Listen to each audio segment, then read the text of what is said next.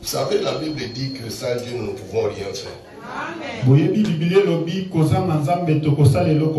Mais avec Dieu, nous ferons des exploits et Dieu va écraser nos ennemis.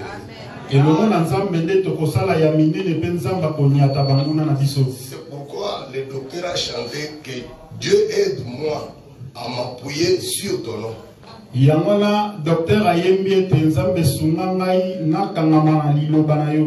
Parce que si Dieu ne nous aide pas, nous ne pouvons pas le servir. Si nous sommes debout, c'est par la grâce de Dieu. C'est pourquoi, bien aimé, il ne faut pas, quand quelqu'un tombe, il ne faut pas commencer à propager partout.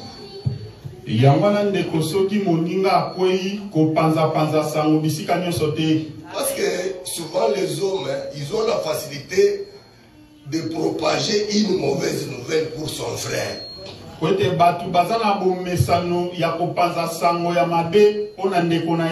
Tu oublies que demain toi aussi tu peux tomber.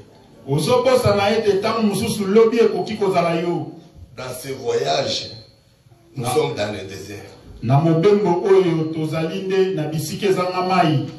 Dans le désert des fois, nous pouvons avoir des poussières. Nos pieds peuvent avoir des poussières.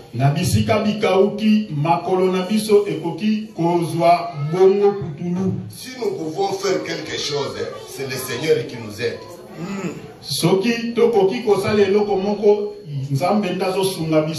Donc si aujourd'hui tu prêches bien, ne te glorifie pas. Cela ne dépend pas de toi. C'est le Seigneur qui t'a fait grâce. Toi aussi, qui a des difficultés, confie-toi seulement à l'Éternel. Il te fera toujours grâce. Tu vas aussi aller de l'avant. Nous n'avons rien fait, nous n'avons rien donné à Dieu pour que nous puissions nous tenir au devant de vous.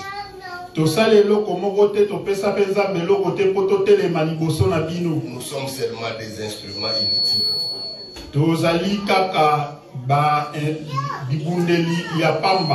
C'est le Seigneur qui a préféré nous utiliser.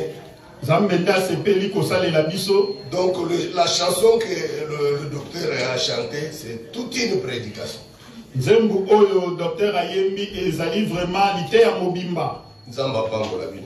Dieu vous bénisse. Nous allons continuer notre enseignement. Nous avons commencé depuis le 1er août, le dimanche passé.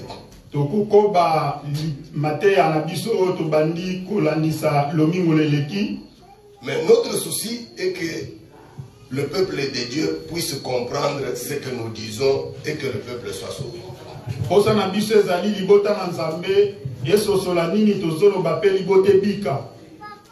Le dimanche passé, nous avons lu en Jean 1, versets 1 à 3.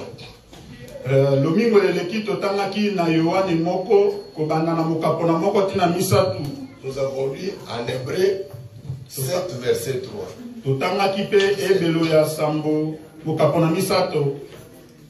Là où on nous parle de l'Éternel, c'était Hébreu 7, verset 3.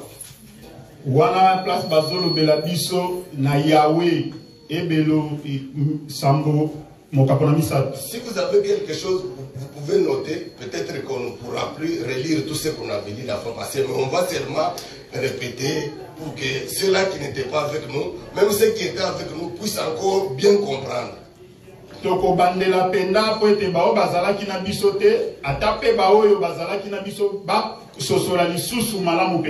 J'ai dit, nous avons lu en Hébreu 7, verset 3. On a lu en Jean 1 à 3. On a lu en Ésaïe 55, 8. Vous allez noter, vous allez lire à la maison.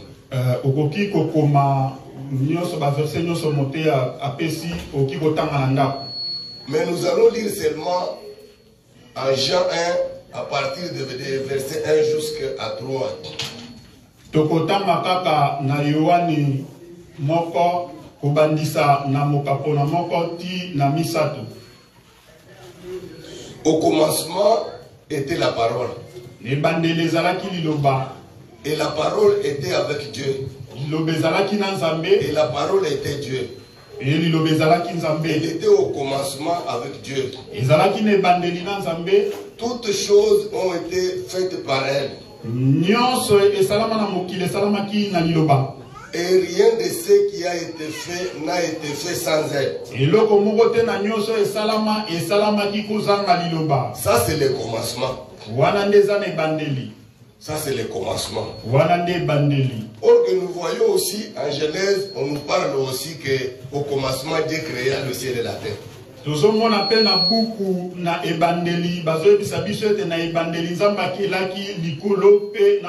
Alors nous avons compris qu'il y a deux commencements.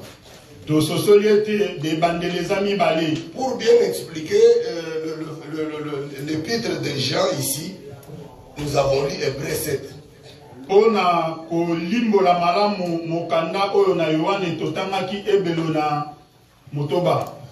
nous parle de l'éternel, on nous parle de quelqu'un qui n'a ni père, qui n'a ni mère, qui n'a ni généalogie.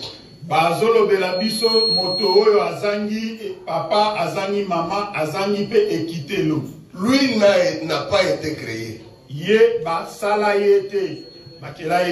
s'est fait lui-même. Il existe par lui-même. Lui, tu ne vas pas dire qu'il était ou bien il sera. Non. Lui, il est. Lui, il ne change pas. Il est l'éternel. Nous avons dit que l'éternel, il était là, seul. C'est un être qui n'a pas de fin.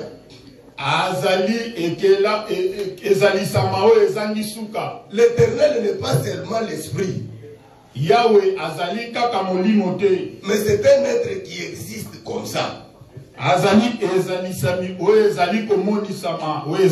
est-il que lui n'a pas de commencement? Lui, il n'a pas de fin. Lui, il n'a pas de père. L'éternel n'a pas de mère. Il n'a même pas ses frères. Il est seulement l'éternel. Il a existé dans l'éternité. Mais lorsque l'éternel a pensé, lorsqu'il a pensé, sa pensée était en lui. Sa pensée était dans son intérieur. Comme il a pensé et sa pensée était à son intérieur, c'est comme si il a conçu un enfant.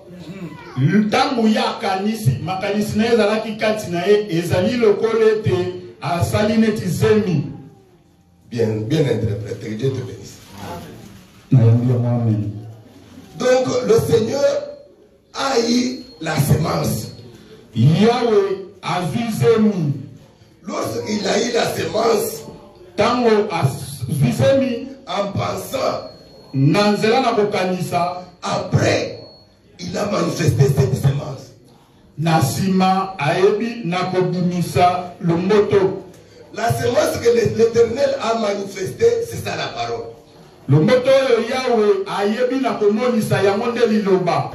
On avait lu ça ensemble.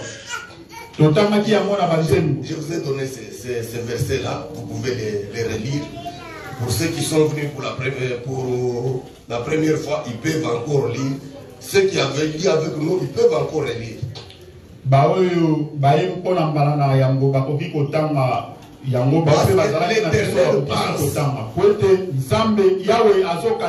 Il dit, vos pensées ne sont pas mes pensées. Alobi makanisi na bino ezali makanisi na ngate. Mais ici, nous ne parlons pas de penser au pluriel, non.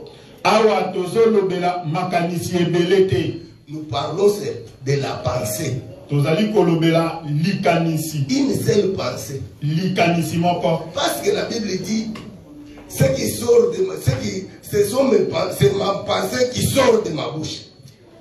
Biblia lobi ezali kanisi na ngai ndezo bima na monoko na nga. Or ce qui sort de la bouche c'est la parole.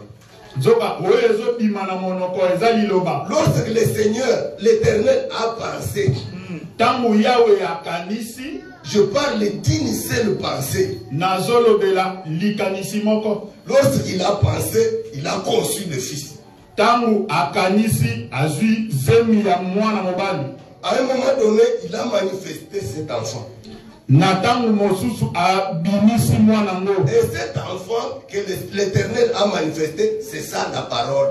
Mwana yango oyo Yahweh abimisi yango nde liloba. C'est comme toi tu me vois, je viens de loin, tu me dis, je vais dire bonjour à Pasteur Marcel. Tu traverses la route. Omoninga nazo uta mosika olobi nazo kende kopesa mbote pa Pasteur Marcel okati nzela. Tu as conçu une pensée. Pour venir me saluer. Mais tu ne m'as pas encore salué. Amen. Tu marches. Tu traverses la route. Tu arrives tout près de moi. Tu me dis, pasteur, bonjour. Tu as manifesté ta pensée. Ta pensée là, c'est la parole qui est sortie de ta bouche. Dieu vous bénisse. Je pense que c'est facile. Si quelqu'un ne comprend pas, il ne veut pas comprendre.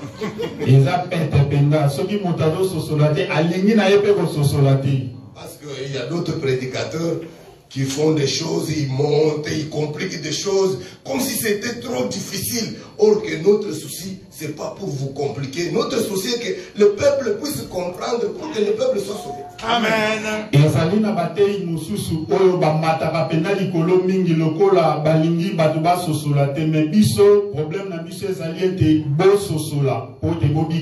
Or quand l'Éternel a pensé, quand il a manifesté sa parole, il est devenu Père. L'Éternel est devenu Père. Comme l'Éternel est devenu Père, il a pensé, il est devenu Père. Maintenant, c'est le commencement. Ça,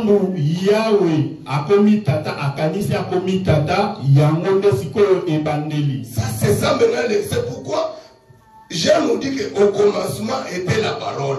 C'est de ce commencement-là dont nous parlons. Nous ne parlons pas du commencement de Genèse. Maintenant, je voulais vous demander, entre Genèse et Jean, quel est le livre qui a été écrit le premier? Qui peut me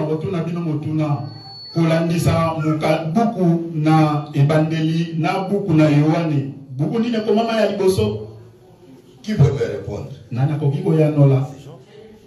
C'est Genèse. C'est Genèse qu'on a écrit en premier.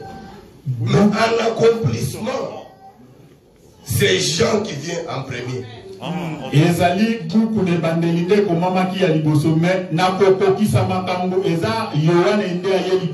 Nous ne compliquons pas les choses.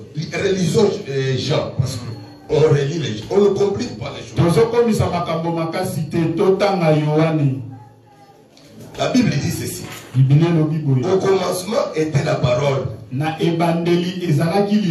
C'est un commencement. Là, il y a un commencement. La Bible dit bien au commencement. Il y a un commencement. Et la parole était avec Dieu. Et la parole était Dieu. Elle a été au commencement avec Dieu. Toutes choses ont été faites par elle. biloko nyonso esalamaki na ye. Verset 3. Verset 3. Kapona misato. Toutes choses ont été faites par elle. Biloko nyonso esalamaki na ye. Et rien de ce qui a été fait n'a été fait sans elle. Eloko moko te na oyo nyonso esalama te kozanga ye. Amen. Amen. Dieu vous bénisse. Amen. Au commencement, Dieu créa le ciel et la terre. Or, pour que Dieu crée, il a besoin de la parole. Donc, c'est le commencement de la parole qui vient avant. Amen. Parce que Dieu ne pouvait pas créer le ciel et la terre sans la parole. Parce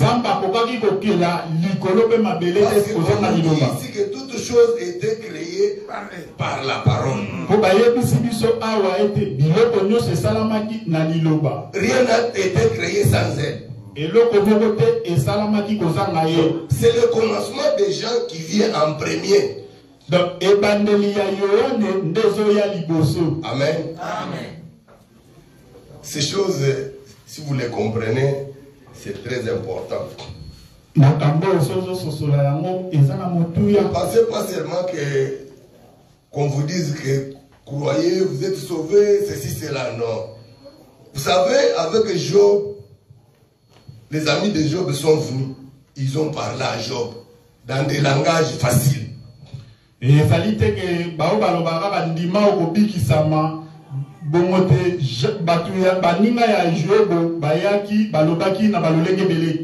mais Job ne s'était pas répandu. Mais lorsque le Seigneur vient parler à Job des crocodiles,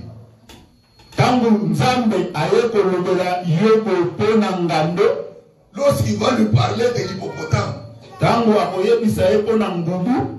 Job se répand. Amen. Amen. Comprenez ces choses, c'est pour vous. Dieu avait donné l'intelligence aux théologiens pour les écrire.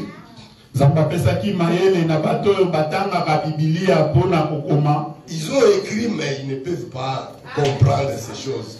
Parce qu'un théologien te dira qu'il y a trois dieux, il y a le Dieu le Fils, Dieu le Père et Dieu le Saint-Esprit. Les théologiens te diront ça. Mais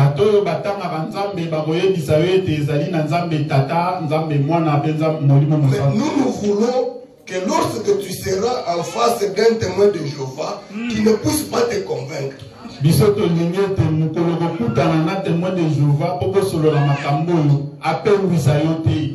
va te donner beaucoup de versets. Va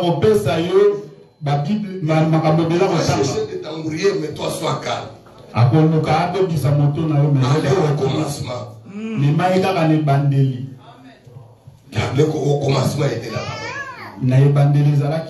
Lorsque tu vas l'expliquer, les témoins de Jéhovah te suivra ici.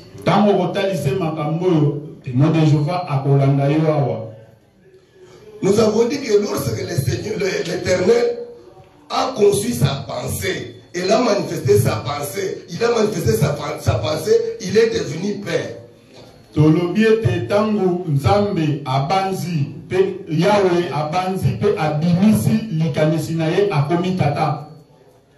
Lorsque le Fils était là,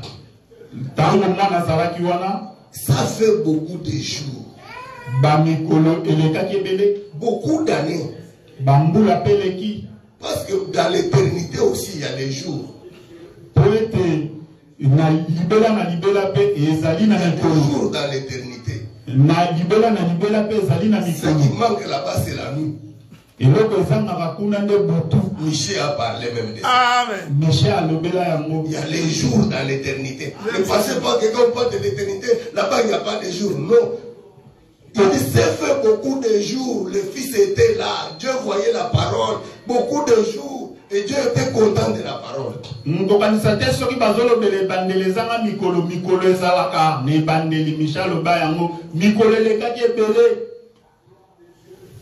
On va lire ça. Souffrez un peu, je ne bloque pas le verset. Je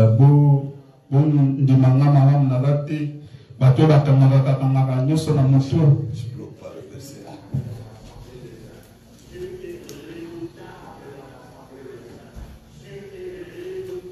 Nous pouvons lire à Michée. J'ai lu ça, mais je n'ai pas écrit. Je vais vous donner les versets après.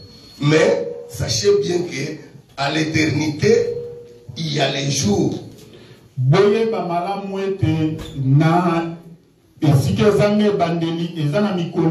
a des jours là-bas à l'éternité.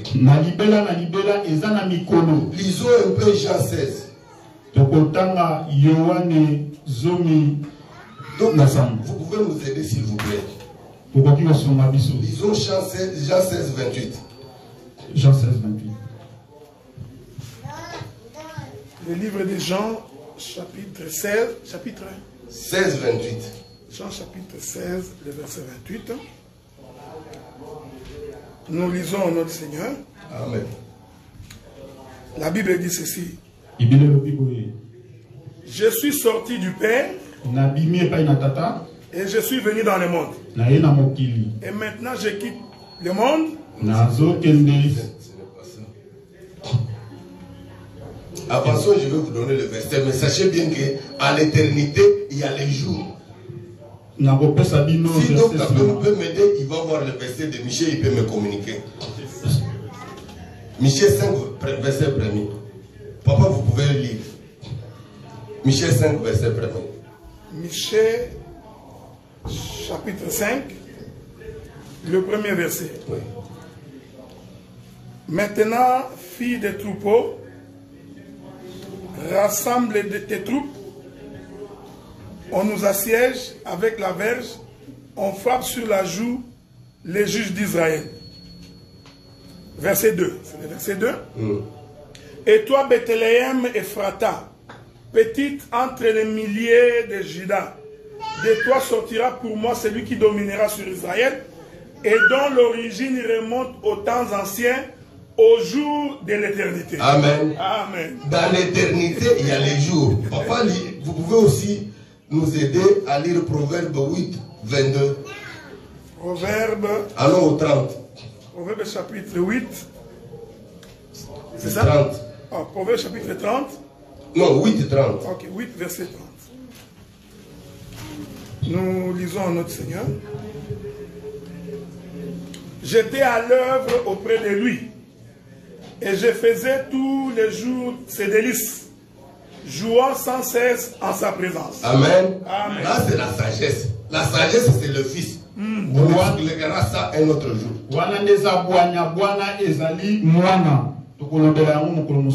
C'est toujours le Fils, c'est toujours la parole que Dieu a enfantée. Quand il a enfanté la parole, le Fils jouait en présence de son Père tous les jours. Il s'est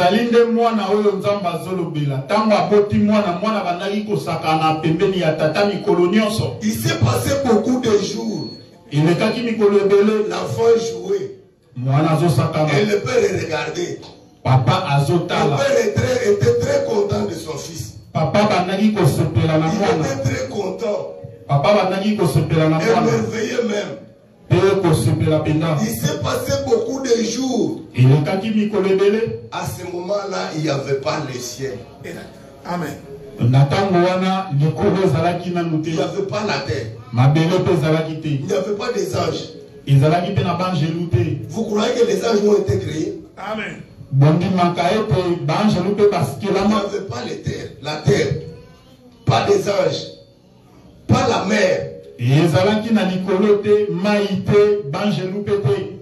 Mais le Fils était là, en train de faire les délices de son Père, en train de jouer dans sa présence. Amen.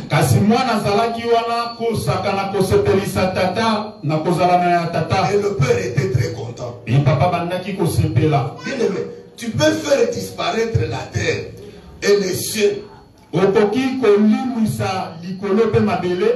L'Éternel ne vit pas de ça. Amen. Il ne vit pas de ça. Il a créé le ciel après, mais il existait déjà.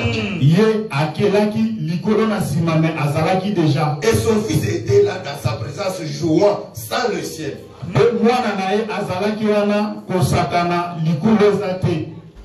Donc quand le fils a joué et le père était content. Le père a regardé, après il dit, je vais entrer dans le fils. Le père est entré dans le fils.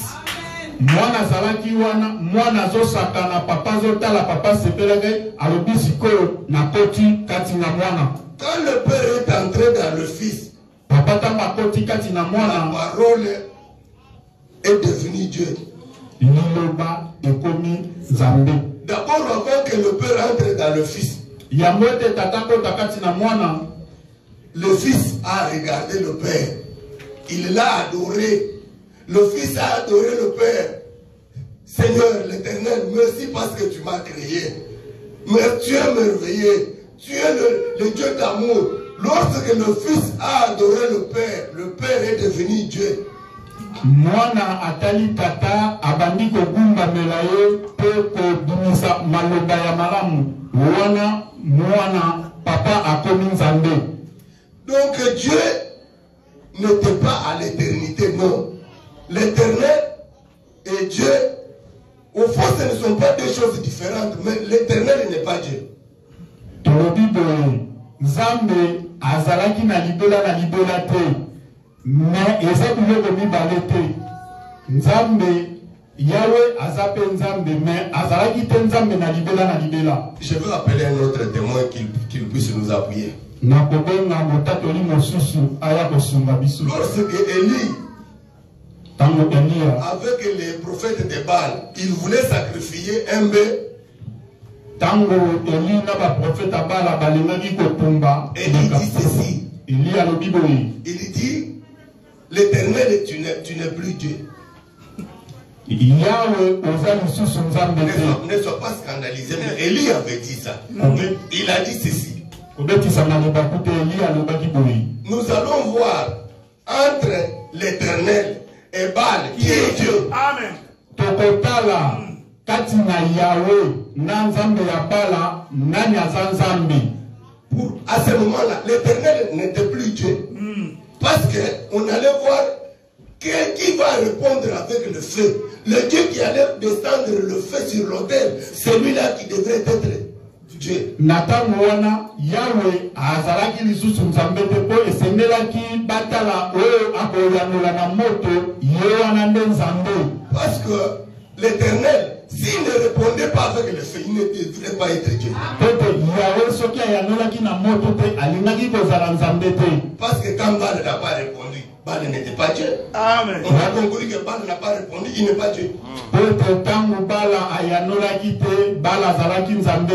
Dieu doit faire, l'Éternel, quand il fait quelque chose dans ta vie, là maintenant il devient Dieu. Quand on l'adore, Dieu doit faire quelque chose. Dieu doit faire quelque chose.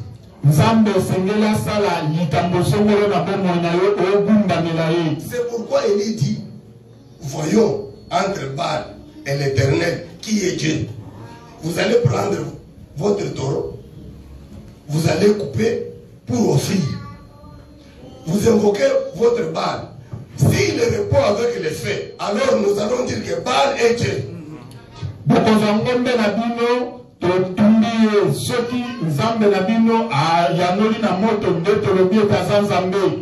Et après, moi aussi je vais prendre mon taureau, je vais mettre sur l'autel. Si l'Éternel répond avec le feu, alors l'Éternel c'est celui qui est Dieu en Israël.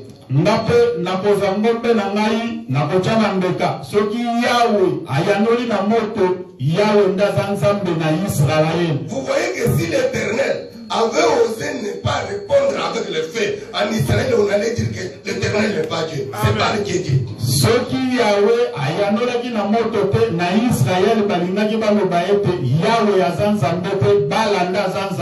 Amen. Mais comme l'Éternel est Dieu, il a répondu avec le feu.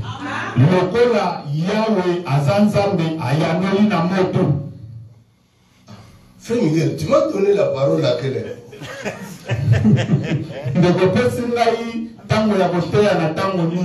Tu m'as donné la parole en retard, frère. Tu m'as permis que je récupère mes minutes. S'il vous plaît. Il n'est que justice que je le récupère. ezali sembo nazo ba minute na ngai to sala o ezali sembo. Dieu te bénisse mon frère. Donc l'Éternel a répondu avec le fait. Comme il a répondu avec le fait, l'Éternel est Dieu. Amen. Amen. Nous retournons à Jean. Ici, on voulait seulement vous faire comprendre que ce ne sont pas des choses que nous ramassons, nous inventons. Tout est dans votre Bible. Amen.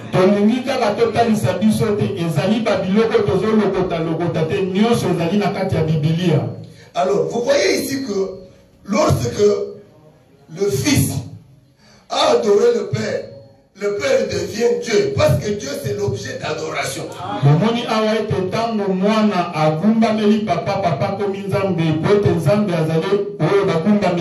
Maintenant, Dieu va entrer dans le Fils, dans la parole. Lorsqu'il entre dans la parole devient Dieu. C'est ça ce que Jean est en train de nous dire. Il y avait l'Éternel qui a pensé, parce que l'Éternel n'a ni père, ni mère, ni généalogie. Lorsqu'il a pensé, parce que l'Éternel aussi pense. Lorsqu'il a pensé, sa pensée là, c'est le Fils qu'il a conçu. À un moment donné, il a enfanté. Lorsqu'il a pensé, c'est ça le Fils qu'il a conçu. À un moment donné, vous savez, quand nos mamans ont la semence, à un moment donné, la semence sera manifestée.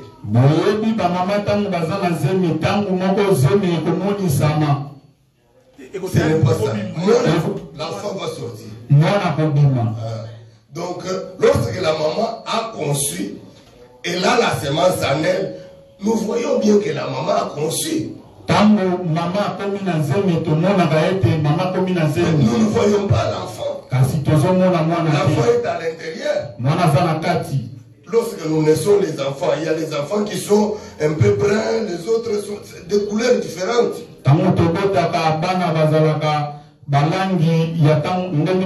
C'est lorsque l'enfant sera manifesté et nous allons le voir. L'Éternel, lorsqu'il a conçu la parole, c'est à la pensée. Après un moment donné, il a manifesté la parole. Donc le Fils est né. Tout ce que nous faisons ici, le Fils là, c'est Jésus. Et il est déjà dans ta pensée comme ça.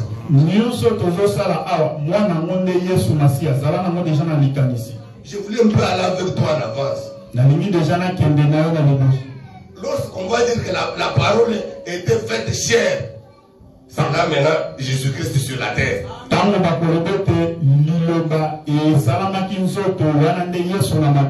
Non, quand on parle de Fils ici, ne t'imagine pas, nous parlons de Jésus.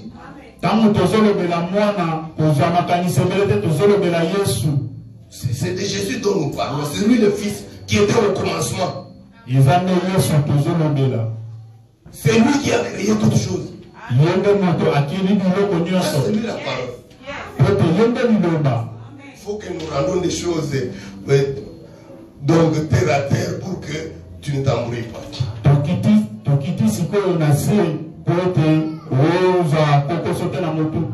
Donc Dieu est entré dans le Fils qui est Jésus. Mais ils ne sont pas deux. Tu ne peux pas les dissocier. Ils sont un. C'est pourquoi lorsque Jésus parle, je vais au Père, Philippe va lui dire, mais montre-nous le Père et cela nous suffit.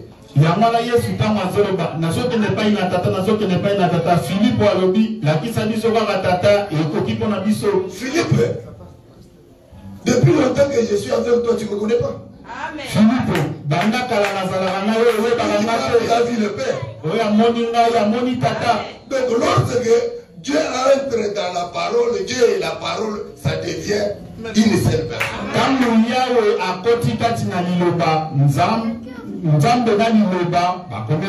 Donc que les témoins de Jéhovah ne viennent pas te dire que tu vois, Jésus c'est le Dieu puissant, Dieu c'est le Dieu tout puissant. Non, c'est la même chose. Les témoins de Jéhovah,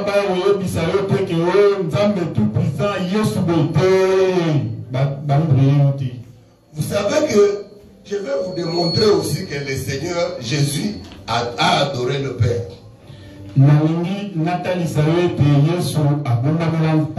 Vous savez, lorsqu'il était avec la femme samaritaine, la femme samaritaine a commencé à discuter avec le Seigneur. Pour elle, c'est à Jérusalem qu'on doit adorer. C'est à la montagne. Elle a discuté avec le Seigneur. Le Seigneur lui dit, le jour vient où les vrais adorateurs n'adoreront pas et adoreront mon Père ni à la montagne ni à Jérusalem. Ils adoreront mon Père en esprit et en vérité. Amen.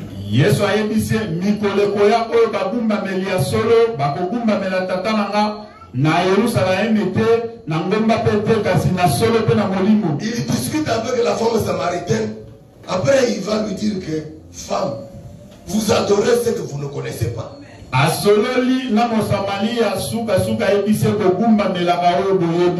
Nous adorons ce que nous connaissons. Jésus adore. Jésus adore. Il dit nous adorons ce que nous connaissons. Jésus est un vrai adorateur. Dis-le. Si toi tu ne veux pas adorer le Seigneur, Jésus est là, il va l'adorer d'ailleurs très bien.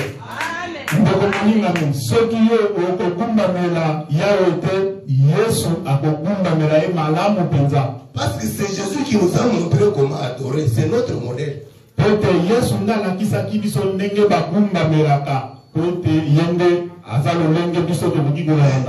Toi aussi, imite Jésus-Christ parce que nous sommes les imitateurs de Christ.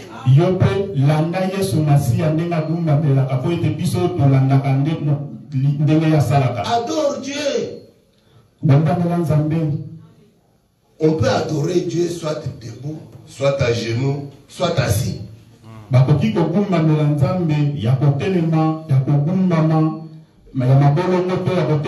Je vois Paul lorsque il veut retourner à Jérusalem. Je vais vous donner ce verset plus tard, même le dimanche prochain. Les gens l'ont accompagné.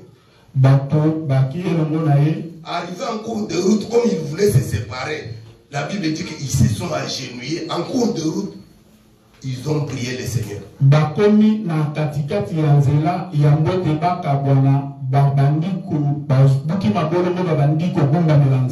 C'est la parole de Dieu. Amen. Pas dans la salle, en cours de route. La Bible dit, je vais vous donner ça là.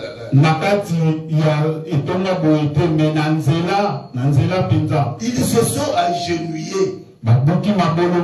Bien aimé. Même au Canada, on se met à genoux pour adorer le Seigneur.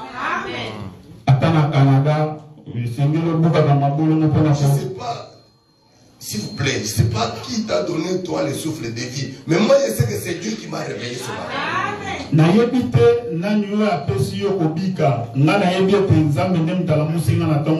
Pour moi, je sais que si le Seigneur avait décidé autrement, vous alliez aussi peut-être m'enterrer comme on a enterré papa André hier.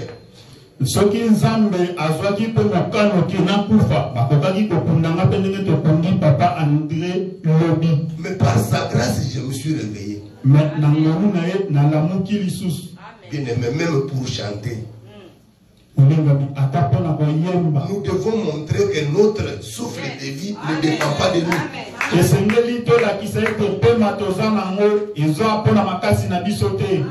Des fois, on est distrait. Des fois, on est distrait. Dieu t'a pris en bas, il t'a élevé. Pour te mettre debout, chanter pour lui, toi tu vois ta gloire. Toi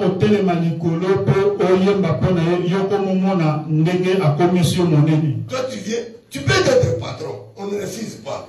Dans le monde comme ça, moi je peux transporter la chaise pour toi si tu es mon patron. Mais devant Dieu, tu n'es pas patron.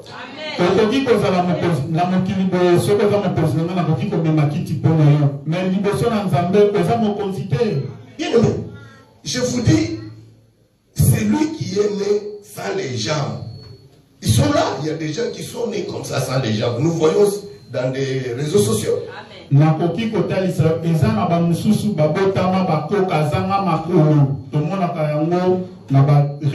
S'il est là, il peut dire que si moi j'étais à sa place, Dieu m'a donné les jambes, j'allais m'agenouiller.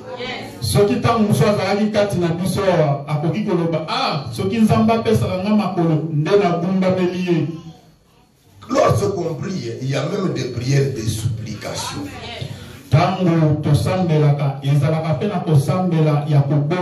Tu supplies Dieu. Tu supplies Dieu assis. Des fois ça me dépasse. Comment tu supplies Dieu assis?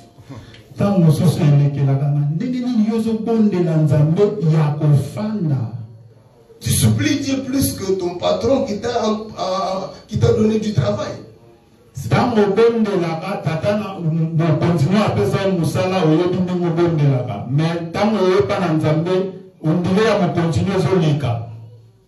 Si je parle mal, pardonnez-moi.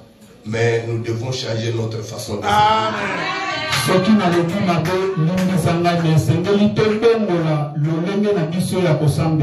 L'Éternel, tu le sais. Tous les jours, toi-même dans ta maison, tu ne t'agenouilles pas. Tu pries toujours assis. Même dans ta maison, aucun jour tu t'agenouilles. Yahweh,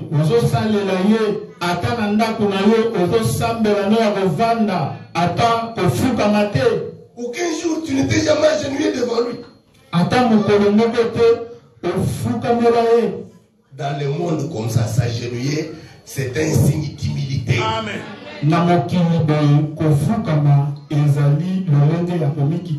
Je sais que dans les assemblées des saints, il y a eu des prédicateurs qui ont exagéré.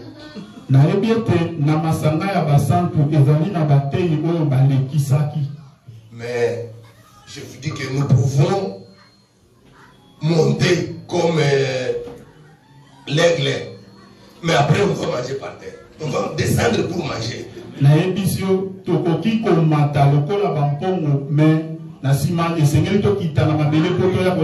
L'aigle ne mange pas.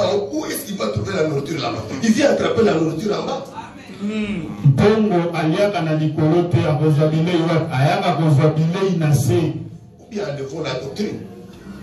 Ou bien devant la doctrine. La doctrine existe. Parce que tu vas me dire par exemple que moi je veux prêcher parce que tu vois les Saint-Esprit ont donné à la femme, à l'homme, il y a ceci, cela. Tu vas bien parler. Dans le Seigneur,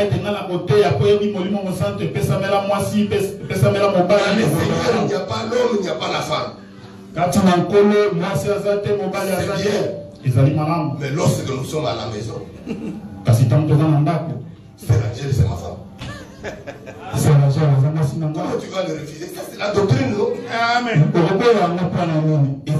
À la maison là-bas, nous sommes des hommes. Non, bien aimé. Des fois, il y a d'autres prédicateurs qui nous ont induits en erreur. Changeons, ce n'est pas notre prédication du jour, mais le Seigneur, je ne comprends pas, il m'a amené là-bas. Mais changeons notre façon de servir Dieu.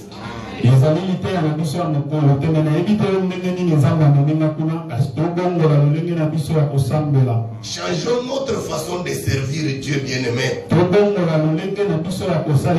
Donnons à l'Éternel sa place. Il mérite la gloire. Nous retournons en Jean 3, en Jean 1. 1 à 3.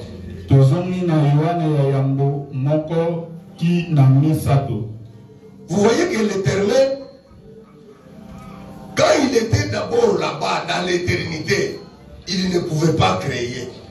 Tango Yahweh azalaki na libela na libela tokaki kokelate. Pour que l'Éternel crée, il avait besoin de la parole de son fils. Pour que Yahweh akela azalaki na posa ya liloba mwana na ye. Sans la parole, l'Éternel ne pouvait pas créer. Kozanga liloba Yahweh akokaki kokelate. C'est grâce à la parole que l'Éternel a créé les anges. C'est grâce à la parole que l'Éternel a créé le ciel et la terre. Bien-aimé, marche avec la parole. Dieu ne peut pas faire quelque chose sans la parole. Je vais vous montrer quelque chose. Jésus, lorsqu'il est né, il était là. Il voyait les gens souffrir. Il voyait les gens mourir. Il voyait les gens qui avaient besoin de la consolation. En fait, besoin de miracles. Mais le Seigneur n'a pas fait de miracles. Il a attendu jusque le mariage de Cana. Il a attendu jusque là-bas. Mais tout ce temps, pourquoi il n'a pas fait les miracles? Parce que les gens avaient besoin de ça. Pourquoi il n'a pas guéri les malades? Pour que les gens souffraient. Le Seigneur ne pouvait pas céder à la pression du monde.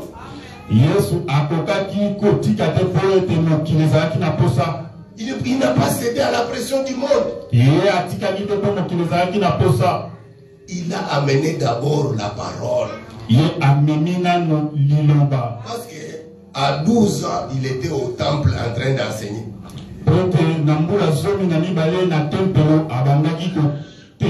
D'abord la parole. La consolation après. Les miracles après. La consolation, c'est le miracle après. Jésus vient dans le mariage. Il s'est fait que Marie aussi, sa mère, était là. Les mariés ont invité Jésus qui n'avait pas encore fait de miracles.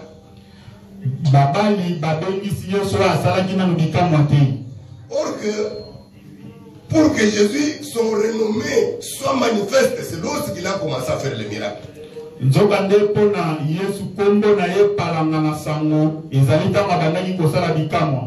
Mais eux, ils ont choisi d'inviter Jésus qui n'a pas encore fait de miracles. Jésus était là.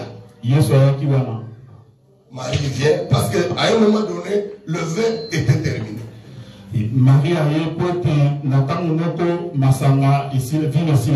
Marie vient. Il vient lui dire qu'il n'a plus de vin. Jésus lui dit, mais femme, qu'y a-t-il entre toi et moi? Mon heure n'est pas encore venu. Bien-aimé, ce n'est pas le propriétaire de la fête qui avait dit à Marie d'aller dire à Jésus. Si c'était le propriétaire de fête qui avait dit à Marie qu'elle va dire à Jésus que nous n'avons plus de vin,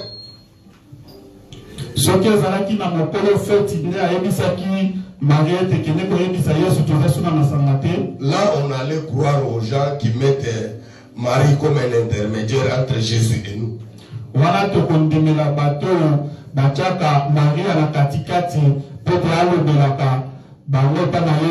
allaient avoir raison.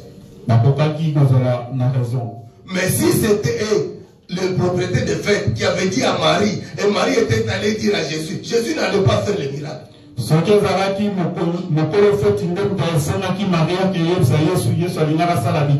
n'allait pas faire. Parce qu'il savait que si je fais le miracle maintenant, il y a les gens qui vont dire, ils vont prendre Marie comme un intermédiaire. Marie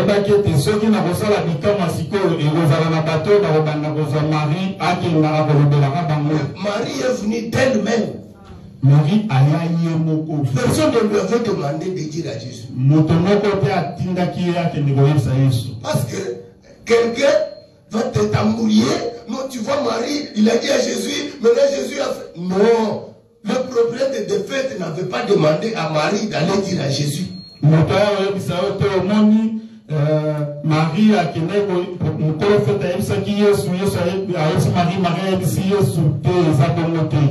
donc c'est Marie elle-même qui est allée dire à Jésus. Et Marie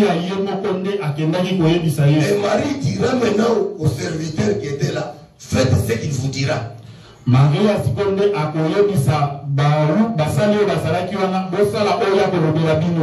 Qu'est-ce que nous voulons dire?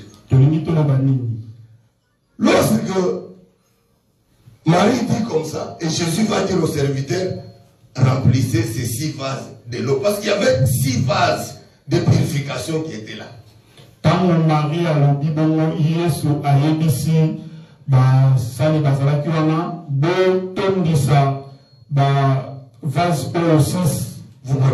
Vous connaissez l'histoire. Lorsqu'on a rempli, il a dit, prenez, allez donner à l'ordonnateur du fait.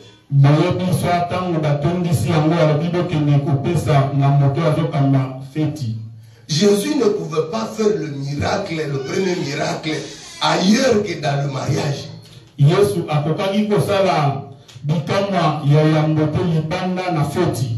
Parce que le premier mariage, le mariage d'Adam et Ève,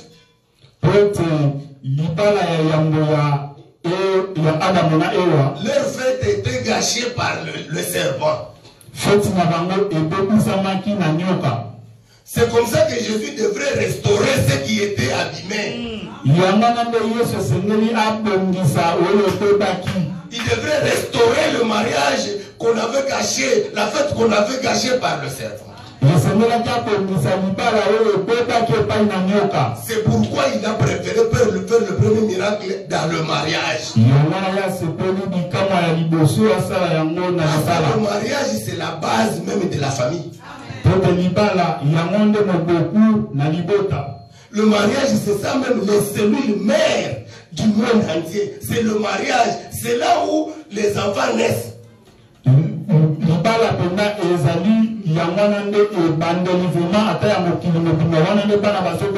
Alors vous voyez que ces gens, ils ont invité Jésus qui n'avait pas encore fait le miracle.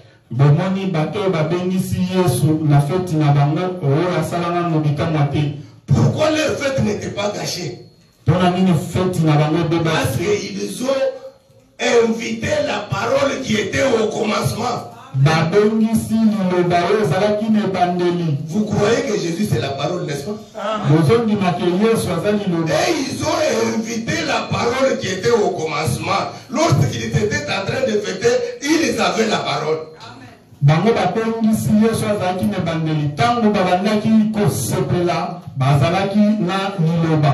Ils n'ont pas invité Jésus lorsque le vin a manqué.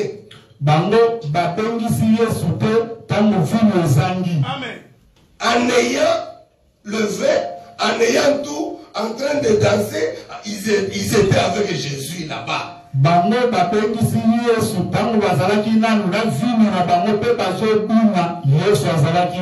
quand le vin a manqué maintenant, comme ils avaient Jésus, Jésus a donné un autre vin. Tu peux tout perdre. On peut te ravir tout. Ne joue pas avec la parole. Garde la parole jalousement. Lorsqu'on va tout te ravir, comme toi tu as la parole qui était au commencement, la parole créera d'autres choses. La parole te consolera. Mais si toi tu n'as pas invité la parole, lorsqu'on va tout te ravir, tu iras où? Reste avec la parole bien-aimée. pas avec la parole. Restez avec la parole. Gardez la parole. Qu'est-ce que ça signifie?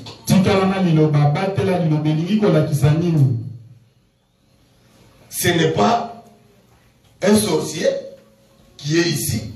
Il écoute la parole. Et la nuit, il commence à ensorceler les gens. Et il va sortir beaucoup de versets. Vous savez qu'il y a même des pasteurs sorciers. Moi, je sais. J'en connais beaucoup.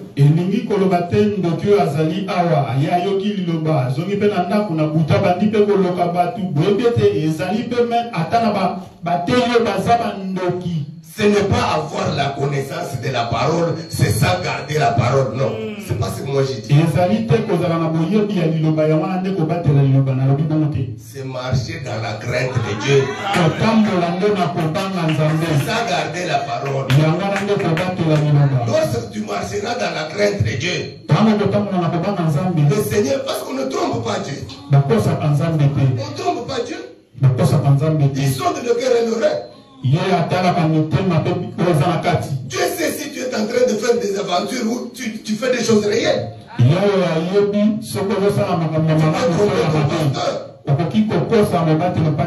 Tu auras quoi? Parce que le Seigneur te voit. Il voit comment Dieu est en train de mentir. Lorsque le pasteur vient chez toi, tu prends une assiette que tu n'as jamais utilisée là. Mais ton mari, tu ne le sers pas comme ça. Tu vas en enfer. Sers ton mari plus que le pasteur.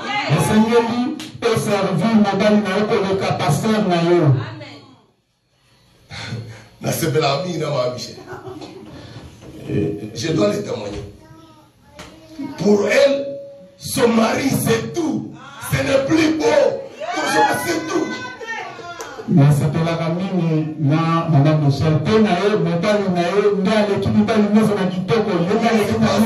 leur mariage, dans leur couple, si des fois ils se chamaillent, je ne sais pas. Mais quand je suis avec eux, donc c'est toujours des blagues. C'est comme ça que on doit marcher dans la crainte de Dieu.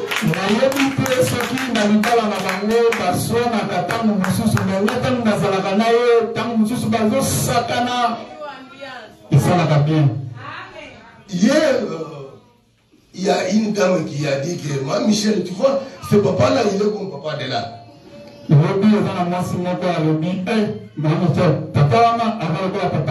Elle dit non, lui n'est pas joli, mon mari est trop joli.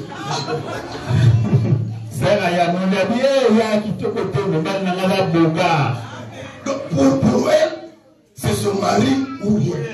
Nous devons être. Je te dis une chose. Sarah appelait Abraham mon Seigneur.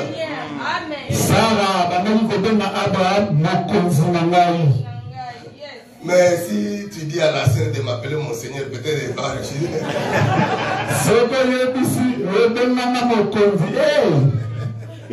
Je sais que tu es soumise. Je sais que tu es soumise. Mais vos maris, dans la chair comme ça, nos mamans, vous êtes nos femmes, vous êtes nos soeurs, nous vos maris, nous sommes vos seigneurs.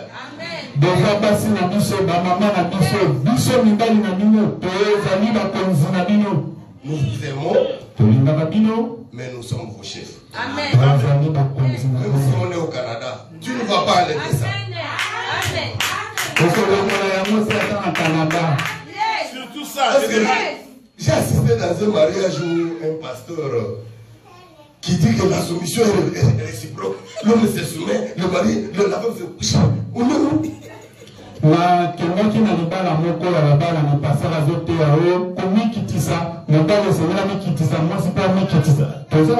bien aimé, je vous dis, la parole de Dieu ne vient pas du Canada. Elle était au commencement. La parole a adoré l'Éternel. L'Éternel était content de la parole. La parole n'avait pas obéi.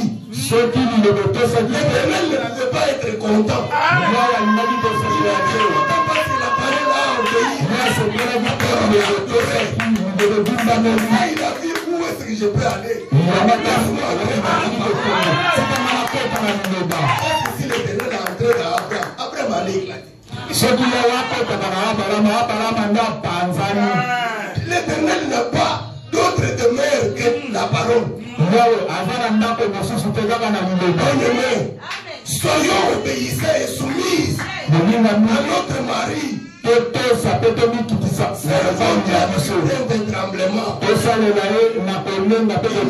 Nous devons nous humilier au-devant de notre Dieu. Comme nos femmes aussi doivent aussi s'humilier au-devant de nous. C'est la parole de Dieu. Mon souci c'est quoi? Ma soeur, dans la maison, sois soumise. Vous avez la paix dans la famille. Lorsque vous avez la paix, toutes les portes sont fermées. Vous avez des roues autour de nous comme un lion cherchant qui dévorait.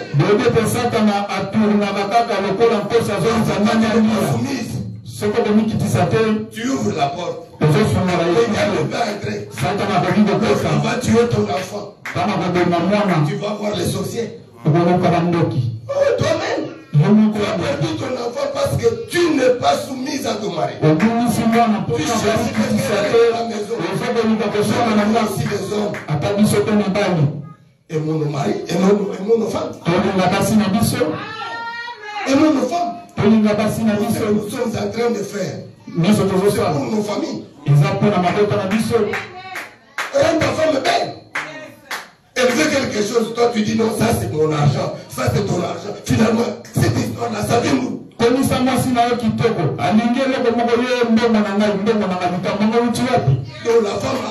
a sa caisse, tu ne connais pas dans sa banque, elle a combien. Toi aussi, elle ne connaît pas. Donc,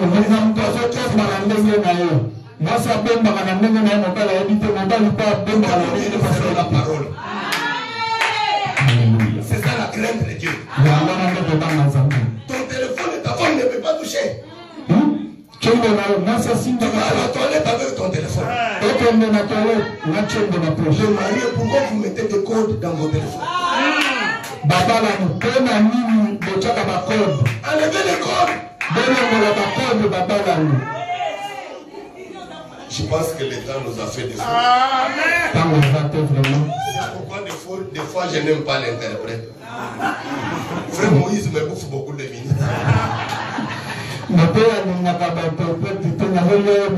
Que Dieu vous bénisse beaucoup. Amen.